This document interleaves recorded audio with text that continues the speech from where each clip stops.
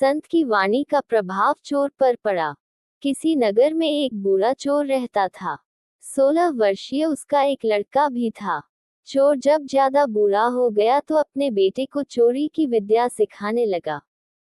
कुछ ही दिनों में वह लड़का भी चोरी करने में प्रवीण हो गया।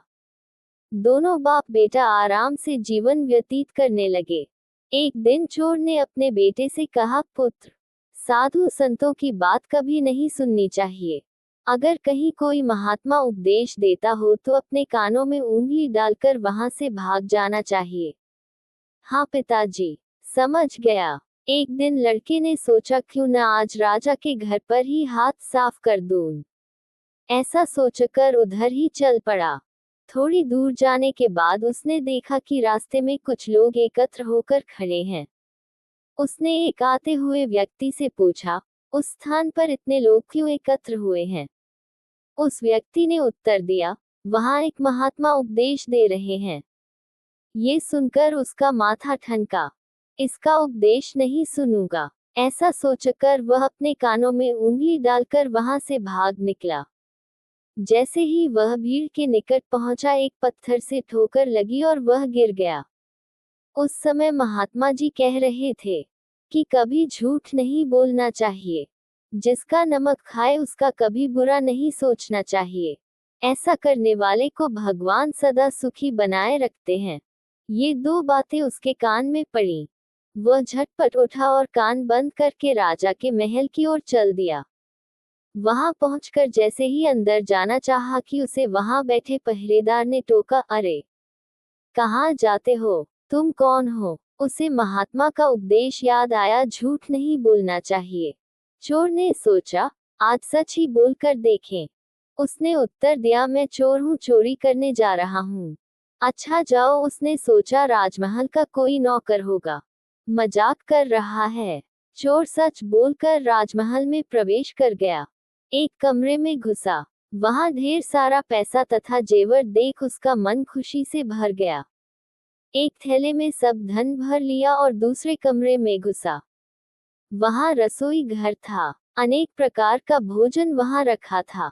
वह खाना खाने लगा। खाना खाने के बाद वह थैला उठाकर चलने लगा कि तभी फिर महात्मा का उपदेश याद आया, जिसका नमक खाओ उसका बुरा मत सोचो। उसने अपने मन में कहा, मैंने जो खाना खाया उसमें नमक भी था, इसका बुरा नहीं सोचना चाहिए। इतना सोचकर थैला वहीं रख वह वापस चल पड़ा। पहरेदार ने फिर पूछा, क्या हुआ, चोरी क्यों नहीं की? चोर बोला, देखिए, जिसका नमक खाया है उसका बुरा नहीं सोचना चाहिए। मैंने राजा का नमक खाया है, इसलिए चोरी का माल नहीं लाया। वहीं रसोई घर में छोड़ आया। इतना कहकर वह वहां से चल पड़ा। उधर रसोई ने शोर मचाया, पकड़ो पकड़ो, चोर भागा जा रहा है। पहरेदारों ने चोर को पकड़कर दरबार में उपस्थित किया।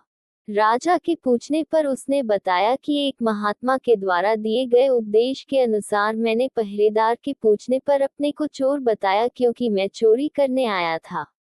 आपका धन चुराया, लेकिन आपका भोजन भी खाया जिसमें नमक मिला था।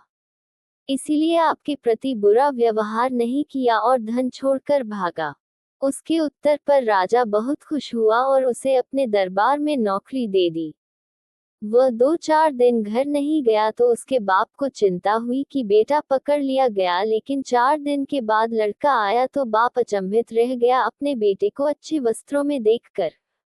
लड़का बोला, पिताजी, आप तो कहते थे कि किसी साधु संत की बात मत सुनो, लेकिन मैंने एक महात्मा की बात सुनी और उसी के मुताबिक काम किया, तो देखिए सच्चाई का फल, मुझे राजमहल में अच्छी नौकरी मिल गई।